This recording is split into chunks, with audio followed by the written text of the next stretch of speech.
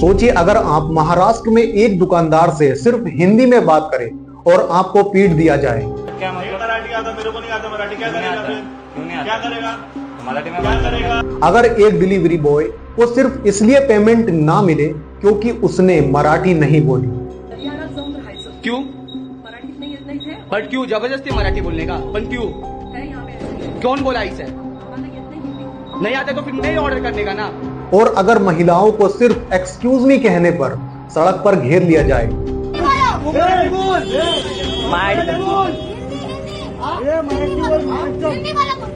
क्या आप जानते हैं कि अप्रैल 2025 से अब तक महाराष्ट्र में 100 से ज्यादा ऐसे केसेस सिर्फ भाषा को लेकर हुए हैं। दुकानदारों पर हमले, महिलाओं को टारगेट करना और डिलीवरी एजेंट का बकाया रोकना, सब सिर्फ हिंदी और मराठी के बीच की खींचतान में। लेकिन सवाल ये है कि क्या सच में हिंदी थोपी जा रही है या ये विवाद नेताओं की कुर्सी बचाने का एक नया हथियार है?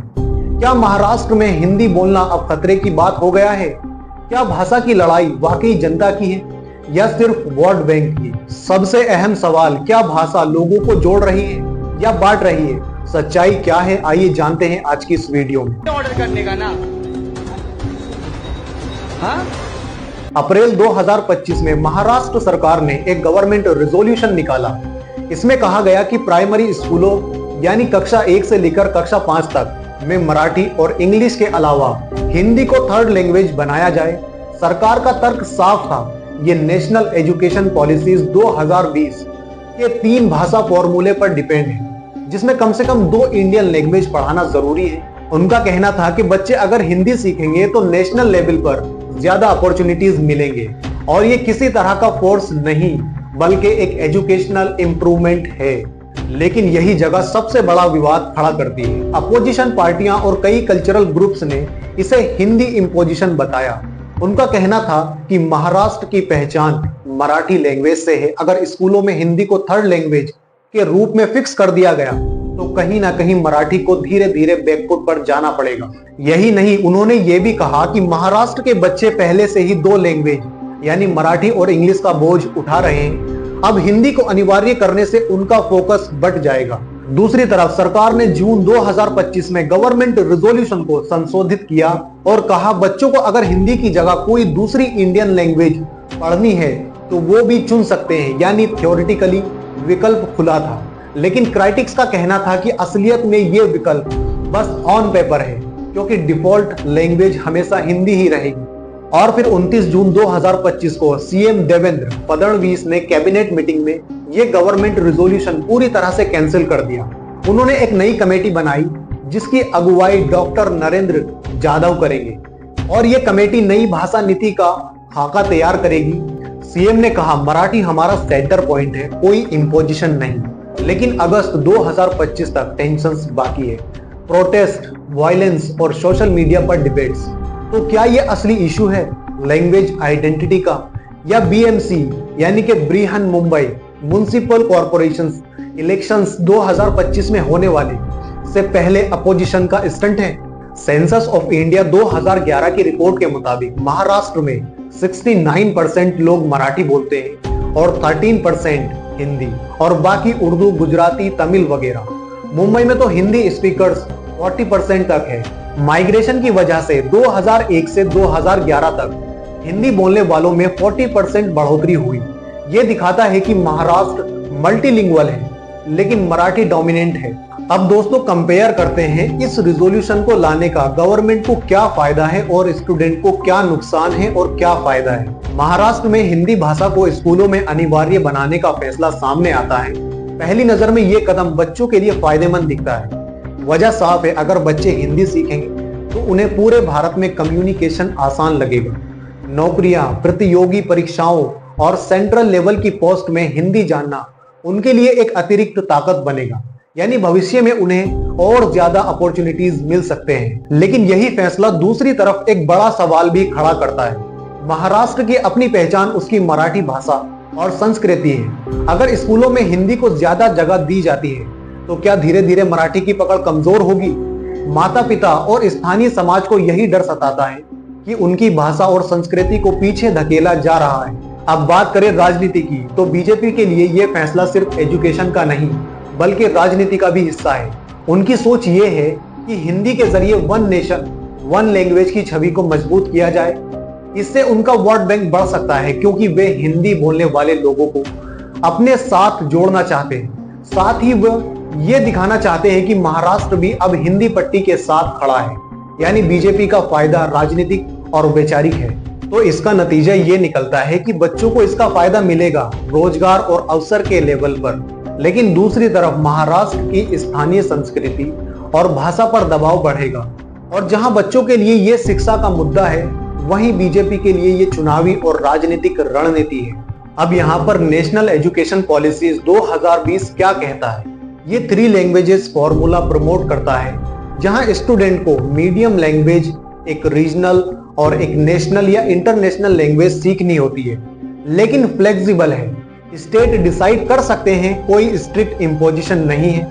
महाराष्ट्र गवर्नमेंट रिजोल्यूशंस में अप्रैल में हिंदी कंपलसरी थी, लेकिन जून में अमेंड करके जनरली कर दिया गया और ऑप्शन दिया दूसरी लैंग्वेज का। सीएम फडणवीस ने कहा हिंदी कंपल्शन नहीं बल्कि हेल्पफुल है। स्टूडेंट को क्रेडिट मिलेगा, लेकिन अपोजिशन जैसे राज ठाकरे ने कहा ये मराठी अस्मिता पर हमला है, हम हिंदी बुक्स बेचने नहीं देंगे।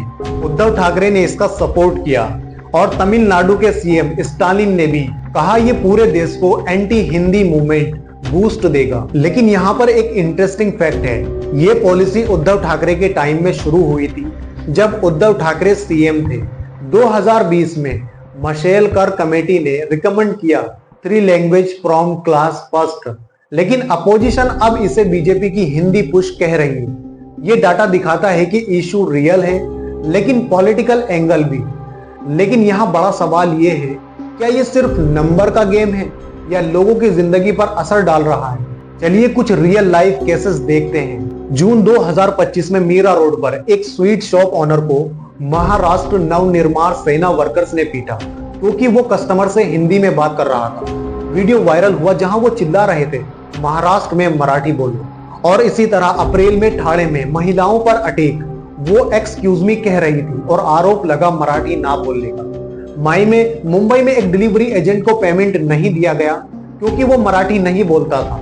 बीबीसी रिपोर्ट कहती है कि ये इंसिडेंट महाराष्ट्र की रिचेस्ट स्टेट में लैंग्वेज रो को वायलेंट बना रहे हैं। लेकिन ये सिर्फ एक तरफा नहीं है, कुछ केसेस में मराठी स्पीकर्स भी डिस्क्रिमिनेशन, जैसे हाउसिंग सोसाइटीज में मराठी स्पीकिंग लोगों को फ्लैट्स नहीं दिए जा रहे, जॉब एड्स में नो मराठी स्पीकिंग लिखा है, और एक रेलवे वर्कर ने कहा वो मराठी लोगों से सामान नहीं खरीदेगा।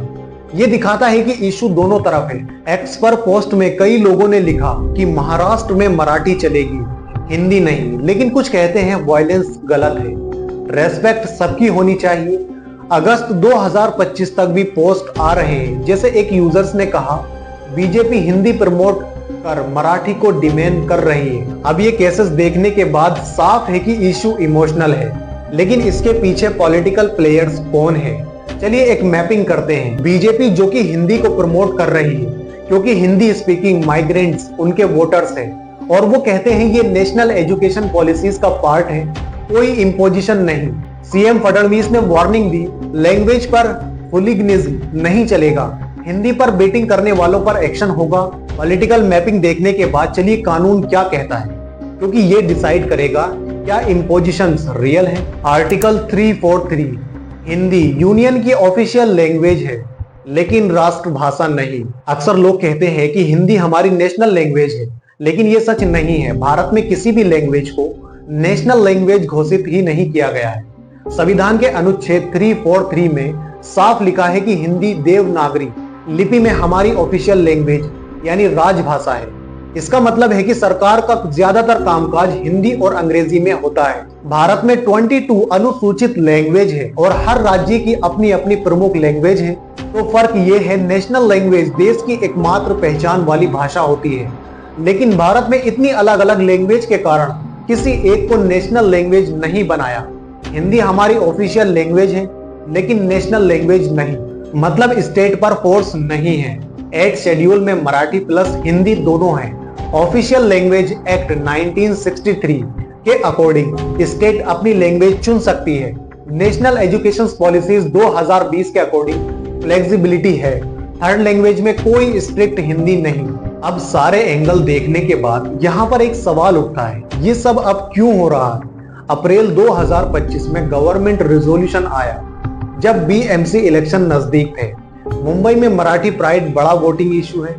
बीजेपी को हिंदी स्पीकिंग वोटर्स पोलराइज करने का तरीका, अपोजिशंस को मराठी अस्मिता से वोट्स, लेकिन असली प्रॉब्लम जैसे हाउसिंग क्राइसिस जहां Marathi versus non Marathi discrimination, water shortage, jobs, migrant versus local से ध्यान हटाना।